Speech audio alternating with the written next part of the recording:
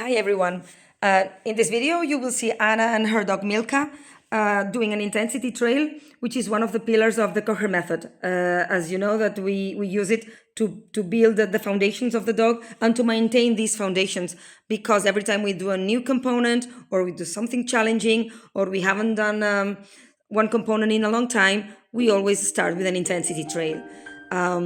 Here in this case, we will do 3 intensity trails on a row, which we call also an extended trail.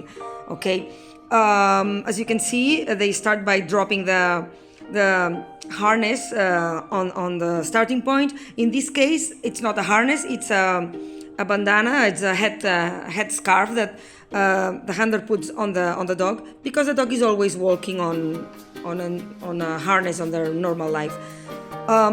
So this has to be adapted to every dog. In this case, it's not the harness that we dropped, it's something else. Okay, but the meaning is the same.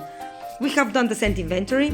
Of course, here there is no trail yet because it's an intensity, but we always do it right from the start because we want the dog to get used to do it. Okay, and it becomes something, we want the dog to be familiar with it and become comfortable doing this scent inventory around the starting point. Now, when they have finished, the handler calls the runner, gives him the food, puts the bandana on around the neck of the dog, and the runner will show the food and go away. Show the food, drop the scent article, and go away. That's what they do. We always put the dog in a position that is not straight facing the trail, because we want we don't want the dog to see the runner go, and we want the dog to move the head towards the trail, because this is something that we will also encourage in our dogs. We want the dogs in the starting point always indicate with the head movement the direction of the trail. When they are ready and that the runner is hidden, they start. This is a very strong dog, it's a very young dog and very motivated.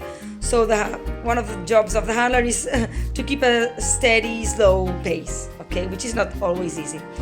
This first intensity, you will see it's a short one. It only has a very short angle at the beginning, because it's like a warm-up or wake-up intensity. And now there is another one, and it's going to be a little bit more challenging because it goes to the left and then to the right. And so there's two decisions for the dog to check, 2 directions. And you have to take into account that we have been training here in this area, so it's a little bit contaminated by us. We don't mind that, we train always with contamination, but it makes it a little bit more challenging for the dog. Not impossible, challenging, which we like. And you will see here now the place where the trail goes to the left, here in the sun. So the dog has a little bit of a difficulty, makes a circle around it, goes back a little bit. You know that circles sometimes they do them because they need to go back a little bit on the trail, and then make sure that they can understand the direction of the scent. In this case, we have stopped the dog because there was a little bit of a mess with the leash, and also there was a car coming. So for safety reasons, we always stop the dogs. They have this stop very well trained. We train it from the beginning, so it's not a problem. It's not. They don't feel like punished or anything. And now the dog, after the stop, the dog is a little bit more focused, and she takes the right direction perfectly well. And now the trail goes to the right. You see that the handler tries to keep a slow pace on the dog, which is not easy, but she's a strong handler. And the dog here, again, she has no problem going this way. She's more focused now, and it's a perfect direction, perfect decision. And here she finds the trail, the runner, sorry. Again, we will do another one. This one will be a little bit more challenging because it will go to the open air, to cross a more open air area. Here we have a very, very good example of a visual block. You see the dog is not able to see at all the runner going, so this is perfect. We don't want the dogs to use the eyes, not even at the beginning. We want them to use the nose. If we need, we will make a shorter trail, but we don't let the dogs watch. The dog kind of feels that the direction of the trail is this way, is on the left, but she's hesitant. As I told you, she doesn't have more experience. She needs to still trust more her nose and be more sure of herself. This is why we are training. But here she makes a lovely negative, You can see the handler slowing down because the dog is slowing down and giving us this lovely negative.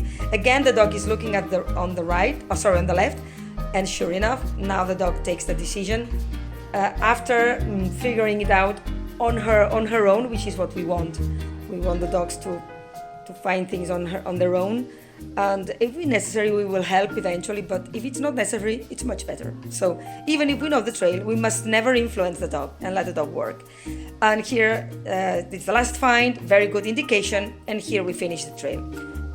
I hope you enjoyed it, and I hope that you use this type of start, the intensity trail, whenever you need to increase the motivation of the dog, so your dog always thinks that this is the best game ever.